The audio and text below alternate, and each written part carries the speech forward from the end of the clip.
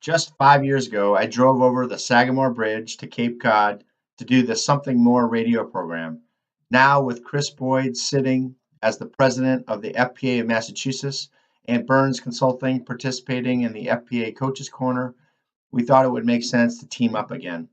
Here's part two of our May 2018 radio conversation. All right, we've just finished our radio program, so we're going to do a little something more of something more. This time, I'm going to get to change things and ask some tips from Mike Byrnes. Yeah, a bonus for the video watchers, so Absolutely. Sorry, radio listeners. Yeah, maybe so. Well, I'm recording it for the radio. We may be able to use it at some point for a segment on the show. Oh, good. Okay, so, but basically, you spend an hour asking me all kinds of questions about benefits that I might be able to share, but you're the pro on marketing and consulting, how to people seek your advice all the time. So I thought we should get a little bit of your insights before we're done. A little free consultation. Yeah, definitely, right? I like to probe, right? So anyway, one of the things I've seen you do over the last year or two that I hadn't really seen as commonly is this video email. Like emails where there's an embedded, it's clearly a video. Does it actually start playing in the video, in the email content, or does it link you to somewhere else that video appears? And is this something people should be doing, or how do you use this? And just talk a little bit about that. I find that really interesting. Yeah, I mean, the thing that's really interesting, I didn't know you were going to ask that. Sorry. No, it's good. I love talking about it because it's one of those new trendy marketing things. I think it's interesting, and I think, we know video, let's put it this way. My wife and I are very different, right? She's a reader. She loves to read. She can read so much faster reading the script or whatever what do they call the content of video. Yeah. Whereas transcript, that's what I was looking for. And I'm not. I'm a slow reader. If given the choice, I will not read. If I have the opportunity to watch a video, I'll much prefer to watch the video. So different learning styles. Some people are auditory, some people are visual, some people are, whatever the different learning styles are, right? So in my case, I would much rather a video. So I'm really intrigued by this because I think, boy, that's an opportunity to really grab those people that are kind of like me. And I would imagine sometimes those people that are more prone to video might also be more prone to delegating areas that they don't really like doing. You know what I mean? Yeah. Like if they're like me, don't love reading all that content, all the nitty gritty of I hate reading instructions. You know what I mean? So, I would think some of those people might also be inclined to delegate some of the things they might not enjoy if it happens to be their financial life issues. Right. So, is that true? Yeah, well, so, Make sense? you asked a couple things there. So go for it. The personalized video emails, it's a trend that you just have to get that people are watching more and more videos. Whether it's us being lazy, we don't want to read anymore, or just that's the way we want to digest. It's a trend you don't have to like, but if you want to be successful, you take advantage of the trends. You don't ignore them. As long as it's succinct, I guess, right? Well, that's the negative thing about videos is that your wife, when she reads every word of the transcript, she might not actually read every word. She's skimming. She can jump through it and find what she's interested in and move on. Especially if it's scannable with bullets or with subheads and all that. That makes it easier. That's a more successful writing approach today, but videos don't allow you to do that. They make it really hard to you have to play it to hear what people are saying, and so they run out of their attention spans.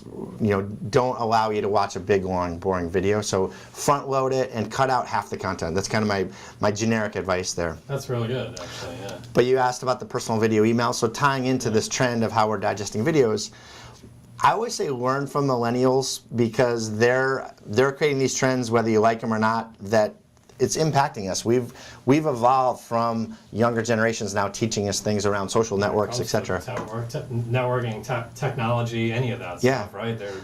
Well, in full transparency, I'm a Gen Xer. I don't know if you want to say where you are, but I guess I am too. I'm 1966, so I didn't quite make the you're close to a boomer if you're not. But and so for the radio listeners, it's good to kind of get a visual of who we are. But the reality is that for the first time, older generations are learning from the younger generations, and because the younger generations have grown up in this world of change, it's this rapid pace of change. So one of the interesting trends is Snapchat, which most of your listeners are probably like, Snap what? Or what did Bill Belichick say? Something like Snap book, or so. I have not jumped on the Snapchat bandwagon. My daughter does it all. That's her most common use of social media. That's all I want you to notice, and so you don't have to use it. But I would figure it out because I you like want Instagram. I get that a little bit. I'm not quite getting Snapchat. So for the people that don't know Snapchat, basically, right? If you don't know Snapchat at all, you can send a picture, but it's usually used for really short videos, and they hopefully disappear, right? That's the intention.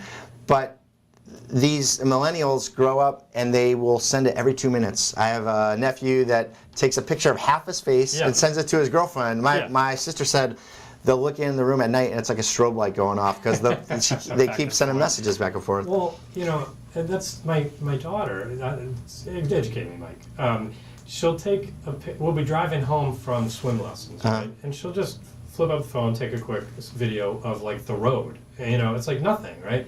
But it's what she's doing at the moment, and they have these ongoing conversations. They have a streak or whatever where they go back and forth every so many days. So it's just a quick, hey, kind of thing. I guess. Yeah. So the streak. Is that necessarily how you use that for business? Are you suggesting Snapchat's a tool for business? I'm getting there. So. Okay.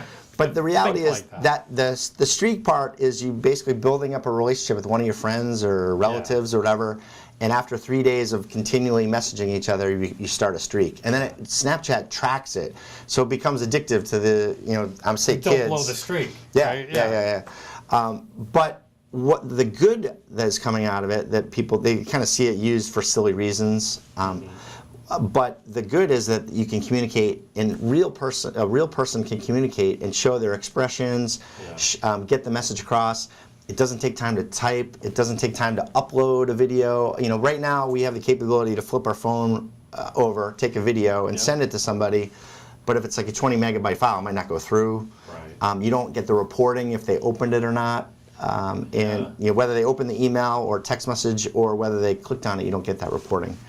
Okay, I was expecting you to say the virtue of this is to get used to communicating in short snippets. Is that where you were going? That's a related thing. I mentioned it, on the earlier that we're this ADD society, and we, like it again or not. It's a trend that you have to get used to. We just have shorter attention spans.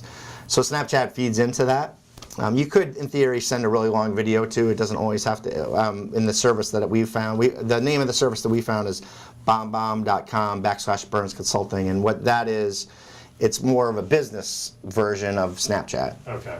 And so, what we found is, let's step back. Financial advisors, financial planners. One of the reasons that they're not going to be replaced by robots is because of the relationship side of things, right? As technology evolves, that'll be something that advisors feel very confident on. But what builds a relationship? And part of it is communication.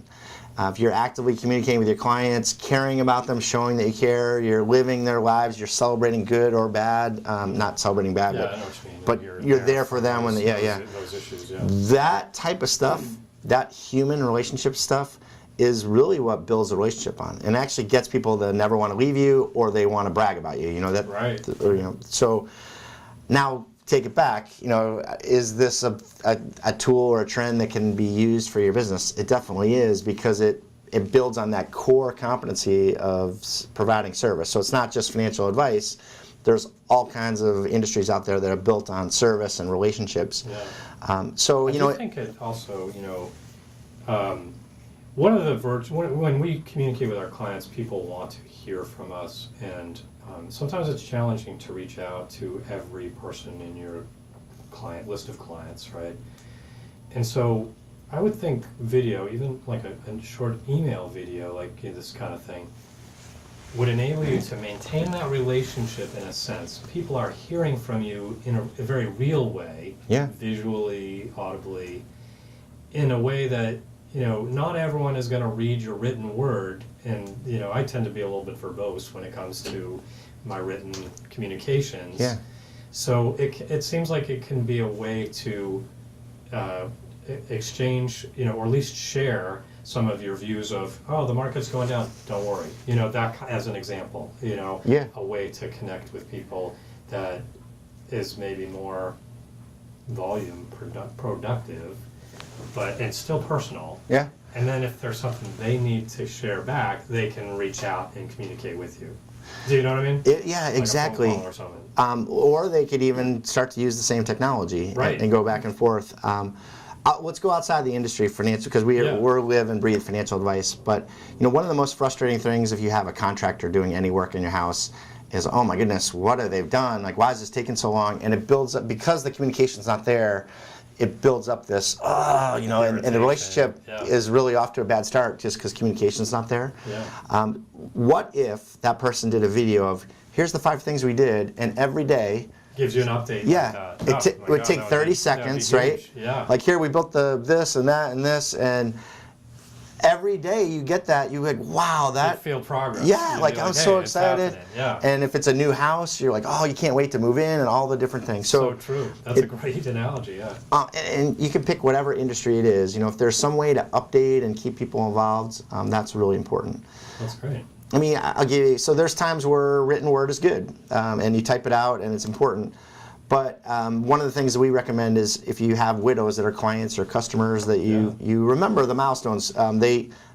Everyone remembers in the first year, and hopefully everyone does, but takes care of them. But you know, they get forgotten after a period of time. Now, if you remember someone's anniversary of the loss of a spouse or a loved one, and send a personalized video email, not just text, like I'm thinking about you, but like you can. Hey, remembering Joe today, what a great guy he was, and that sort of thing. Yeah, The passion, special about the human side gets across, like way better than a text message would, or a quick email or whatever. So that's a great point. I'm rambling. I get really passionate about this. This is one thing that will be ruined by marketers 5 years from now, or maybe 10 years from now. You won't ever want to see another personalized video email, but right now that most people aren't getting them, so this is like really cool wow factor. I like it.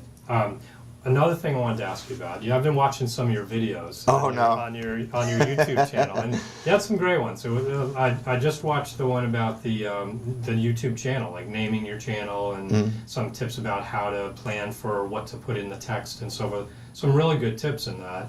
All of them. Don't get me wrong. So you know, one of the things I was thinking about is it strikes me that 2 things about your videos. I don't get the impression that you've hired a team of people to create just the right lighting, and you know that there's this high quality equipment, and it seems like you're doing something that's good, but it's all about having some fun. Like every time you do a video, there's fun things about it.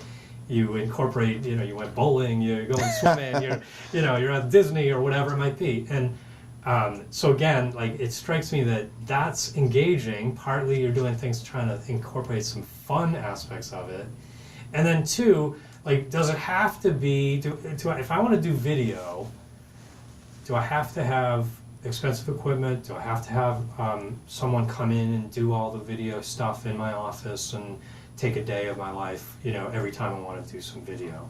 What are your thoughts about those issues? So the first part, I apologize to the viewers of watching my videos. They're fun. We're learning, we're getting there, but that's... You're in the dark in one. There's like power outage everywhere. You got the fireplace going, right? Yeah. Yeah. I tried to make it, whatever business advice I was giving that week, whatever I was doing in my real life, I tried to bring in to show the human element and make it a little bit more exciting than... It makes it personal too. Boring consulting advice. Yeah. The people that I probably will scare away are the stuffy ones that I wouldn't want as clients anyway, so it's kind of a weeding process. But your second part is, you know, there's a lot of things about videos that I've been learning as I go. You got to get the sound right, you do got to get the lighting right. That's true. It's okay to be in the moment and not always be perfect. Like that one time I did do the video with the power outage. I loved it, honestly. It made me laugh, you know, but then there was still plenty of good advice coming through, you know what I mean? I thought, and like I said, it was very relatable. We were in the midst of all kinds of craziness that week where there was like everyone was without power, right? Right, and around here. And you know, people watching the video that aren't in the area, we had a bunch of nor'easters and the power went out. But the point is, you know, you can do both. Over time, you get better at editing. You get a natural eye for editing, so you actually know how to set up the video. So you prepare the video. You know, having the right table of contents in a like a written outline before helps you think how you're going to edit it, and then it helps you figure out what angles you need and all that. I would suggest too, like knowing how you want to start and knowing what you're going to say at the end, like practicing those two parts can really help, because at the end you end up stumbling like, how do I end this thing, right? My first video we did for the Financial Planning Coaches Corner, had no idea what we were going to record that day, just went out. I actually asked my wife to record, and that's the one I'm most embarrassed about, and actually some people really like it. Enjoyed it? But I learned the very, very good lesson is you need to prepare. Like you need to have sort of a plan. Yeah. 3 bullet points. You don't have to script it, because the people that but you do want points that you're what's the lesson that's coming across? Right. Yeah. Tell us more about the coaching corner. What is it all about? Is it all video? It's all video content? How does it work? Well, the FPA came out with this thing called the Coaches Corner. And what the Coaches Corner is, they wanted to help their members, so they kind of went to 6 different disciplines and said, hey, how can you help the members? And they were great. Each category, we have business growth strategies. Each one has content that they can provide. So we created a whole bunch of videos. We also created worksheets, and then we also have I've been published over 350 times, so that's the easy part. So there's a whole host of data that you've got in past articles. I picked like the best 20 articles out of 350 that are related to growth. So the coaching is all done in this fashion of these are resources for the individual to utilize that you've prepared either by video or written content. Right. And Byrnes Consulting, we're very customized. We customize all our advice. So this is a little different. The coaching program is really giving like generic advice that hopefully helps the masses. So and if people want some more personalized their particular firm, they could always look to a consultant like you to help them. Right, in full transparency, that's being part of the Coaches Corner. Maybe someone will call you. Yeah, maybe. As long as they don't watch our videos and get scared off, right? But the reality is, there's a lot of things we've seen we've just hit our 10-year anniversary when I created Byrnes Consulting, and so thank you very much. When was that? April. So nice. I should have done a big thing like your 11th year of your radio program. But there's a lot of things that we see that are pretty common things, so we're kind of sticking with that meat. And actually, a lot of it applies to a whole bunch of industries. It's not just. I'm sure it's true. I mean, business is business, and when it comes to certain aspects in terms of marketing and so forth, there are differences, there are nuances, different rules. We were talking about compliance in a previous segment we did.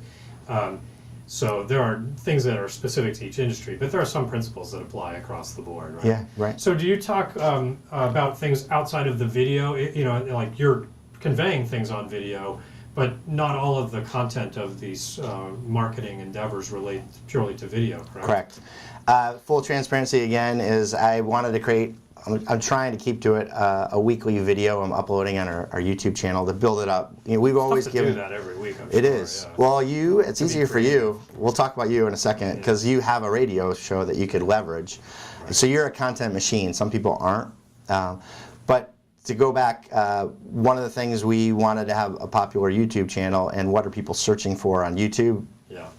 YouTube. They want a lesson. So that was of the 1,000. Funny? Yeah. The 1,000 topics we could create. That's why we started with YouTube. That was a good one. But it's one of the playlists. We have a bunch of themes, and we'll keep building that out. But what are some of those? So the people listening, if they happen to catch this one and they haven't really delved into really examining the Coach's Corner, your portion of it, the business growth section, what are some of the things that you've done thus far? Well, we're excited about the new one about how to give a radio show host some advice. I'm going to get to that in just a second. I do want to hear that. But I just want to tease other people to say, oh, that could be me. I want to hear that. So radio show is going to be something you're going to talk about, right? Yeah, I mean, that Coach's Corner is about business growth strategy. So under that umbrella is definitely business planning, business development, sales. People think it's a 4-letter word, but it's a good thing. And then marketing, obviously, and all the different marketing tactics that could support that. Yeah, I think that's really good because I think we tend to get so concentrated on marketing that we forget that there's these other components that are really foundational. That's great. I'm glad you're doing that. Thank you. I'm looking forward to diving into that more thoroughly. I've been watching your videos come up every once in a while on my YouTube thing, and so now I'm going to have to go back and really dive into all the aspects of the Coach's Corner because I'd heard of it, but hadn't really looked into it. Well, the fact that you watched any of those videos and had me as a guest is amazing. You're always fun, Mike. Well, yeah, this is our second one. What was That's right. It was years ago we did our last one. Yeah, Right? I think you said it was about 5 years ago. But yeah, it's hard to believe it's been that long. And we did some video for that too. We did an extra as well. Right. So, but anyway, you apparently have a few ideas for someone who's got a radio show, how they might be able to leverage that for some more effective marketing. Do tell. Well, from the FPA perspective, we just did that podcast with Hannah Moore. So it's interesting to see how a podcast and radio show are very similar. That was really good, by the way. I enjoyed. I know, I really did. I went through the whole thing. I listened to it from start to finish. I'd just been aware of her podcast maybe 3 or 4 months, something like that. And I'd listened to a couple, but not all. So I've kind of getting it more. You know how podcasts, you go in periods where you listen to them more than other times. Right. So I'm listening more often now. So you're a financial planner, now what? I believe is the title of that. But yeah, what I realized is that podcasts, we're very visual learners. The majority of our society is.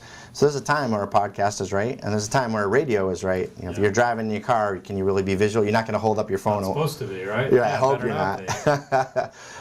But there are times where you want to get to know people and you want to see their facial expressions, and we want to be visually entertained or informed. Well, I think in video too, you can do more by injecting some like graphics or things that are not just calls to action, but you can do I notice you have like things come through the screen, whether it's the lesson number 2 or whatever it might be. But you also seem to have like, hey, subscribe here for more information, or there's some kind of call to action that comes across the screen as well, right? Yeah, we use you could do graphics too, like a chart or something, right? We use Adobe Premiere, not to plug it, but I think it's $20 a month, and you can make a movie. Like the technology is there for $20 a month to make a quality stuff. Yeah, a Hollywood, if you have the right videoing and editing and all that, you can really do some great things. So, but back on the advice, I think that's where we're headed is, the interesting thing is to maybe record this. So not just do the radio, but actually maybe some of your listeners, maybe some of your listeners just can't be free at that 2-hour time slot that you have on Saturdays. Right. We get busy, we're human beings, right? And maybe they would still digest it. So a video recording of it would, or the podcast obviously, but give them the choice. Yeah. It would just add. And plug that on like YouTube or something. Right. Yeah. It would be twice the editing and more uploading. Yeah. But you might expand the viewership, and you might learn from how people want to digest things. The real cool thing, I think I said this 5 years ago. You asked me about Vimeo versus YouTube, and still today, Google's the #1 search engine. The last statistic I saw, it gets about 2/3 of all searches, and so it's Google's it's huge, taking over the world, right? Right. With the Amazons Google and Amazon, and Apple maybe or whatever. Right. But with that statistic is if you pull out YouTube out of Google owns YouTube. It would be the 2nd largest search engine on its own. Without talking about Google. Yeah, if Google's out of the way, then it's YouTube. Yeah. Proof that people are just digesting videos. The cool thing about your radio segments is a lot of them probably have a long shelf life, unless you're talking about what's going on in the markets. Today or something. But if it's generic advice or interesting guests, all that stuff, people might watch that 5 years from now. Like, I don't know if they'll go watch our old video 5 years ago, but that content's searchable, and so you build up this library of content, and it's pretty cool when you build up that library of content and it's working for you. And you, from a business side, you get a lead or you get traffic to your website or whatever. Like that stuff's always out there helping your brand. And correct me if I'm wrong, but that kind of stuff helps your search engine optimization and all that kind of stuff too, right? You're going to pop up more in some form or fashion. Right. Your videos over time, people get scared like, oh man, I just created a YouTube channel and I got 10 views. I mean, for financial advice, if you get 10 or 100 views, if you get 2 prospects out of that, that's great. Yeah, it's really worth it. So, Gangnam Style, I think, is the #1 video of all time on YouTube, or at least the last time I checked. That's funny. People that we talk with, businesses or individuals, are never going to have a 2 billion views on their video, right? But you just need to enable the right types of viral marketing. It doesn't have to be that it goes across the country or across the world. It just got to go into your circle that you're trying to bring in. Right. Yeah. With regard to that, I mean, so we haven't done that with consistency, recorded our video, video recording of our content, as we are today, right? So, you know, I think that does require some extra people in on a Saturday. That's our challenge, right? So, Right. But that being said, but does it? You know, I set this. We have a video going, and I set it up in 10 minutes, maybe 15 minutes. You can record it. I don't have that luxury because someone's in the studio usually before we are. Right. And they're not out until 3 minutes before my show gets going. That's a problem. Yeah. So my recommendation for you would be get really good at it. Yeah. You know, do it outside the room. Yeah. And then when you do the quick switch over, I know that's set it up real quick. Pressure for you. Yeah. Or hire somebody to do it. You know. That's the other thing. Yeah. Is hire someone. But talk about repurposing content. And for the appropriateness or inappropriateness of multiple channels of whether it's social media or whatever. So I put something on YouTube in its entirety. First off, can I do, how long can I do on YouTube? What's appropriate or permissible? So I've said before, we're this ADD society, so and you want to get to the point. Right? The only thing that goes against that advice is that YouTube rewards you if people watch a lot of minutes, or if you're really good at it, they watch a lot of hours. Yeah. So if you have a dedicated listeners, same thing. If you got a lot of dedicated people that watch your videos, they are going to more likely promote your videos in search and other ways to be found. And it's not just in YouTube. Google's a search engine that it come up in a lot of different ways. So I'm a big believer, get to the point quickly, or at least engage them really quickly in the video. Give that teaser. So in a case like ours, if we were doing our radio show, don't necessarily show the whole show, but do something more concise for the like the highlights of the program on video. Is that what you'd be saying? So it's basically marketing lingo is get them hooked, like so, and it's entertainment too. You know, when you watch the news and they say, "Oh, we're going to be talking about what's the one I just saw? How ticks are everywhere and Lyme disease is going to be the biggest problem in the world." I'm not joking about it. Yeah, it might be serious, but that segment's not on until halfway through the news.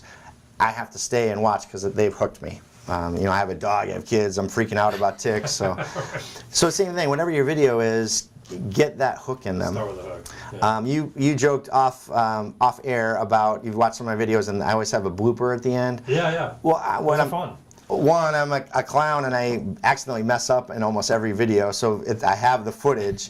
But the reason I tried to do it is, one, to show the human side, but to give another hook. Like if people start to watch my videos, like, you know, stay with it to get to that stuff. I got to see how this goofball messed up this week, kind of thing. All right, very good. But what about the idea of repurposing? Is that okay? Is that improper? Like, do I put the same thing on Twitter as I put on Instagram and Facebook, or is it, it should be different in each instance, or should, edited differently, or, how do you think about that kind of thing? Yeah. Two things there. So sticking with YouTube first is that we have the short attention spans. So if you have a radio program that's an hour long, you can put that up as a big chunk, or you can break it up into 5-minute segments. Here's topic A, B, and C, and then YouTube allows you to create a playlist. And so you can actually have them, just like I always joke, like the 80s love mix that you maybe made for your wife when you're wowing her or whatever. Yeah. It's that theme, and so a playlist just plays a theme of whatever you want them. So the person that has the longer attention span, if they're in that playlist, it just plays it over and over. So there's a way you do that on your settings when you create those? Yeah, so YouTube, like you can upload a video, you can create a playlist, and it's really easy. And then every time you upload a new radio segment, you could say, here's, over time you'll have themes, like here's this guest or this topic, and you just upload it into that playlist. Very good. The second part you asked about, how do you share and how do the different social networks different and all that. It's a really complicated answer, but the short version is know your audience and who you're trying to message in those different things. LinkedIn is very, very business related. So make sure your content's business related. Facebook's the opposite. It's very social. Instagram too, very visual. So you can figure out what the content strategy is there. And the other thing is, if you're sharing videos through those different mediums or outlets, have a great thumbnail for your YouTube video. And what that is, YouTube, when you upload a video, allows you to have 3 different choices. Sometimes they've taken some image from within the video. I think they have some technology that sees when the people are smiling on camera, and they give you 3 options. It doesn't always work out well. It's right. It's hard. Yeah. And so you can upload your own, customize it, and that's where you want to use the right titles and imagery and pictures, because that teases people to watch it. So when you share it on all those different social networks, Twitter or whatever it might be, it's not the words that get people to watch the video, it's the image that people say, oh, you know what, I got to stop what I'm doing and click on that and get in there. All right, I've got a little bit of homework, I'd say, to get my marketing in gear here for how to use our show better. We need some listeners to call and go, yeah, I would love to watch a video of the show. That would be fun. That would be fun. So, in any case, thanks so much for giving us some tips. Are there any other thoughts that you want to share while we're thinking about it for either our radio audience or our video audience? Yeah, I mean, the last one I had for you is to push you a little, because you're such a good guy, is to not be afraid of a call to action. You had mentioned we're on the something more side of things, but on the original show, what you said was in the beginning of the year. You want to reiterate what you did? Yeah, so basically, we don't try to make the show too much of an infomercial. We try to make it an interesting, content-oriented show, so that our listeners will not feel constantly put upon, that we're trying to sell them something or whatever. We try to make it engaging and thoughtful, informative, all the things we want to try to make a show. So your point is, though, it's okay to ask for business in certain ways, or a call to action to say, hey, this is a way you could engage with us. So we ask them to like our Facebook page and those kind of social media things, but we don't. I would say probably one thing which takes a little bit more time and thought is we don't often enough have a white paper that would be of interest, or 10 tips that they should know about, fill in the blank or whatever the particulars are. And those would be good calls to action, kind of things that would be both beneficial to the listener, that they might, oh, that is me, I should get that. And it would be still a call to action that might cause them to engage with us a little bit more. That's the fun part about being a consultant, is sometimes our clients know the advice. They just need to hear it and then have the consultants, refine it. I'm sure you're correct. There's no question in my mind. I'll give you 5 examples. So the radio show, you obviously flow into call in. That's a call to action. Call in. We do that all the time. Capture who they are if they'll share their information, so you could get them on a mailing list or something. The next one might be sign up for ... your e-newsletter. If you start to video record this, the podcast, those would be good. Basically, there are virtual people out there that you just don't know that they exist. So maybe invite them to an event you're hosting, something that makes it a real life interaction. We do that from time to time. We have an event of like a seminar or something like that will encourage them to attend. Okay. Usually in conjunction with a show we do in previous shows, but free consultation you talked about, it doesn't have to be a free consultation. It could be something related to advice, but they get it for free. An obvious one would be an ebook or actually hardcover book, or like you said, the white paper, or it can really just be a 2-sided piece of paper that here's 5 things you need to know on whatever topic. Just a newsletter type thing. That it's not a newsletter, but an explanation of how to deal with an issue, an article. Right. So if your listeners, I would encourage them to say, hey, what would you really want more information on, and share it with you. And you might reverse engineer what that giveaway would be. Yeah. Good point. And so thank you. I hope I'm not being a know-it-all consultant, but I think that would make your business even more successful, and you... I don't doubt it would. It's a matter of making the time, right? It's a challenge, right? For a guy that dedicates 2 hours every Saturday, that's... Make the most of the time you're using, right? Right. That's a great point. Then when you get the extra business, you can buy your wife something really extra nice. Exactly. All right, Mike, thanks so much for being with me for the something more extra here. Yeah. And hope it's worthwhile, but good content for our listeners at some point. I may use this as not just an extra. We might put this as a segment at some point. So thanks. Well, in any case, that's it on my end. Until next time, keep striving for something more. Thank you. It's always a pleasure. And, you know, if you're listening through the Coach's Corner or if you're watching through the Coach's Corner, you can find Chris's site at amrfinancial.com. Okay. And we're byrnesconsulting.com. And hopefully this will air on PAC TV under the Biz Wow name, the great new show we're creating. And if it's running on the FPA Coach's Corner, you can find it there too if you're an FPA member. All right. Great. Thanks, Mike. Thank you. Appreciate it. We hope this advice helps increase your business success. If Byrnes Consulting can help in any way, please do not hesitate to reach out to us. Send us a note at byrnesconsulting.com. The radio conversation went so well, we had to keep it going. That's how you end a good radio interview, a little Chinese food. It's the best way to do it. We would love for you to subscribe to our YouTube channel and like this video. Also, please feel free to share your comments, tips, or questions below.